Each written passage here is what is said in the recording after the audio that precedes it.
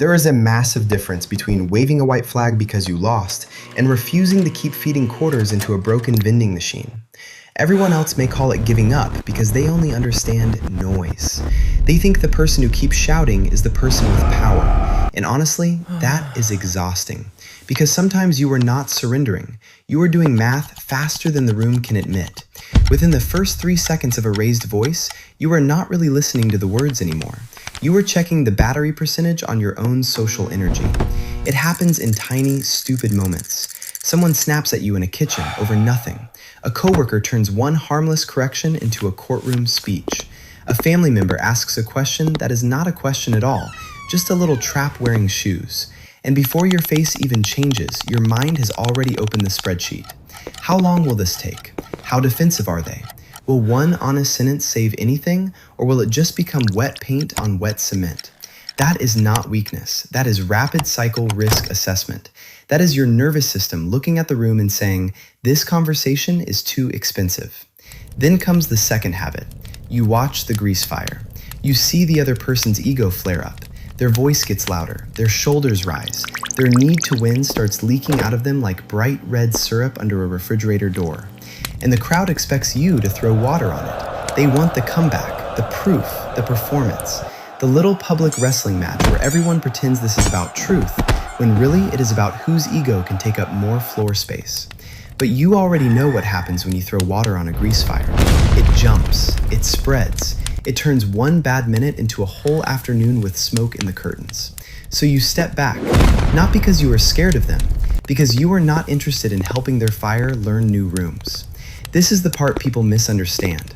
They think your silence means you have nothing to say, but really you have already said it internally, edited it, tested it, predicted the response, and decided the return is negative.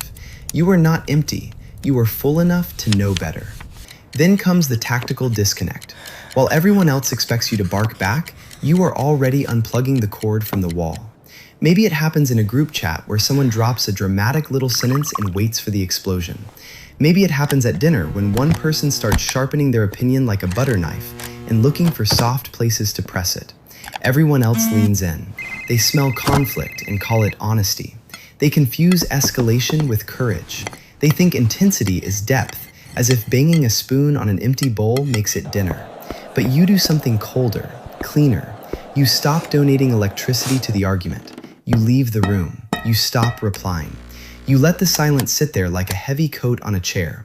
Not dramatic, not announced, just there. And that silence bothers people who rely on reaction. Because a reaction is proof they reached you. It is the receipt. It is the little printed ticket that says, yes, your chaos successfully entered my system. When you walk away early, you deny them that receipt.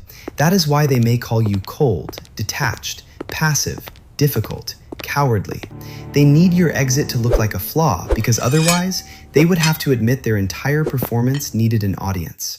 But walking away early is not cowardice. Silence is not a lack of backbone. Sometimes, silence is a heavy steel vault door swinging shut in front of a bad investment. It is the razor-sharp realization that their argument is just a desperate street performance, and your mental peace is too expensive of a ticket to hand out for free. You are not retreating. You are initiating a controlled blackout. Like a local power grid cutting off one damaged block so the whole city does not burn itself blind. That is what your disengagement is. Not defeat, not social laziness, not some tragic inability to fight. It is energy preservation with a pulse. It is your system saying, I will not spend clean power on a broken wire. And the strange thing is, once you learn this, you start seeing arguments differently. Less like battles, more like defective appliances humming in the corner. Annoying, yes. Dangerous if ignored too long, maybe. But not sacred, not worth kneeling in front of.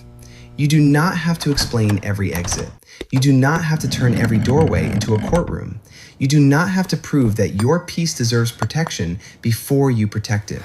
Because maybe the strongest thing you ever do is not winning the argument.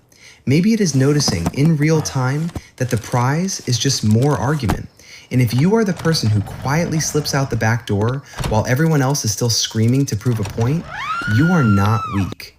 You just know the exact value of your own bandwidth. Drop a door in the comments if you have mastered the art of the silent exit, or share the exact moment you realized walking away was not losing. It was the biggest flex your nervous system ever learned.